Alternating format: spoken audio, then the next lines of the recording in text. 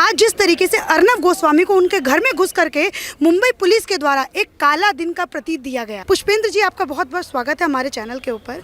क्या कहेंगे आज इस काले दिन के ऊपर? देखिए, मैं समझता हूं कि आज़ाद हिंदुस्तान में पहली बार जिस किस्म से अर्नब के घर के ऊपर जैसे कोई आतंकी ऑपरेशन होता है जी। उसको पकड़ने की कोशिश की जाती है, उस अंदाज में मुंबई की एक इल्लीगल सरकार ने जिनके साथ चुनाव लड़ा उनको छोड़ करके दूसरों के साथ आपने सरकार बनाई। और सरकार का एक मंत्री अगर एक महीने पहले ये कहे कि हम अर्नब गोस्वामी को इतना टॉर्चर करेंगे कि वो सुसाइड कर लेगा, ये उसी की कड़ी में आज कोशिश की कि अर्नब के बेटे को मारा, उनकी पत्नी के साथ दुर्व्यवहार किया और जिस तरीके से वो उसको ले गए हैं और अभी मैंने सुना है कि वो अभी तक शायद वहीं हैं। ये सिर्फ इस पूरी जो मुहिम इस देश में चल रही है ये उसके ख़िलाफ़ है। मैं अर्नब गोस्वामी को एक व्यक्ति नहीं मानता। अर्नब गोस्वामी इस भारत में उन पत्रकारों में से हैं जिन्होंने सही मानों में इस देश की सोच को बदला है, नारे को बदला है, नैरेटिव को बदला है। वो तमाम ताकतें नहीं चाहती कि इस देश के सोए हुए लोगों को सच्चाई पता चले, आप कौन हैं, कहाँ से आए हैं। और वो ताकतें जो भड़ूच में बैठी हुई हैं, जो दुबई में बैठी हुई हैं, जो पाकिस्तान में बैठी हुई हैं, जो दिल्ली में बैठी हुई हैं, जो कश्मीर में हैं, जो बंगाल में हैं, ये तमाम ताकतें सामूहिक तौर पे इकट्ठा हो गई हैं और इनको सोए हुए इस भारतवंशियों को जगाने वाला जो भी होगा उसके ख़िलाफ़ ये अत्याचार करेंगे, उसको डराएंगे, धमकाएंगे, मारेंगे। लेकिन अर्नब गोस्वामी को एक ऐसे समय में इन्होंने उसके साथ गड़बड़ की है कि इनको शायद ये अंदाज़ा नहीं था कि देश में अंडर करंट क्या है। अर्नब गोस्वामी से किसी की पत्रकारिता को लेकर शिकायत हो सकती है, लेकिन अर्नब गोस्वामी ने इस देश में बहुत सारी चीज़ें ऐसी करी और उस वजह से आज देश में जागरूकता है कि आप सोचिए कि आज भी लोगों को ये नहीं पता चल पा रहा था कि आतंक का मज़हब क्या है।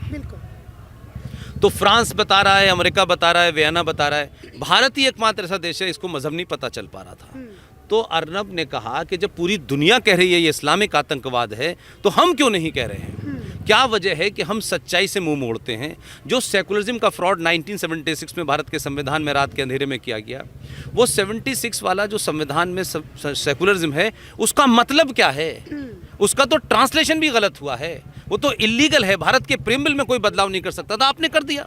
तो इस देश में एक तरफा चीज़ें चल रही थी, सेकुलरिज्म एक तरफा था, भाईचारा एक तरफा था, हिंदू मुस्लिम का भी भाईचारा एक तरफ था, सारे धर्म बराबर है, ये नैरेटिव चले।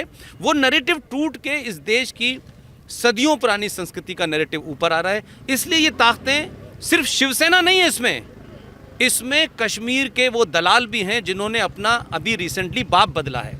अब वो चाइना को अपना बाप मानते हैं, वो 370 उसके साथ मिलकर लाना, ये तमाम ताकतें परेशान हैं। और 2014 से राजनीति में लोग बदले होंगे, चेहरा बदला होंगे, लेकिन मैं ये मानता हूं कि राजनीति में नहीं, देश की सोच में बदलाव आया है, उससे लोग परेशान हैं। तो अर्नब के साथ और तमाम वो पत्रकार जो ऐसा करेंगे उनके खिलाफ ये होगा, बार बार होगा।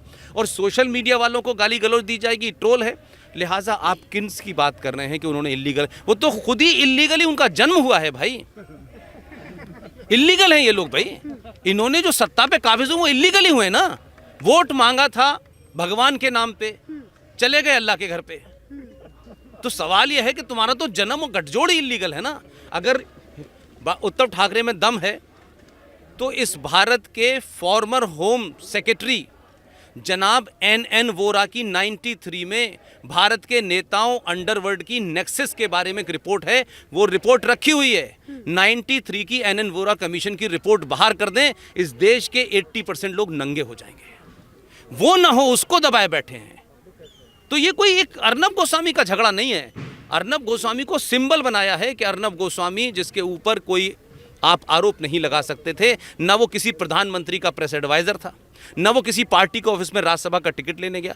तो वो तमाम सारे हताश निराश जो पत्रकार हैं, जो शाम को सिर्फ 7 बजे के बाद उनका सूरज डूब जाता है, उनको लगता है कि देश ऐसे ही चलेगा। देश ऐसे नहीं चलेगा, ये देश के लोगों ने बता दिया। वो समझना नहीं चाहते और हम उनको अब ज़्यादा समझाना नहीं चाहते।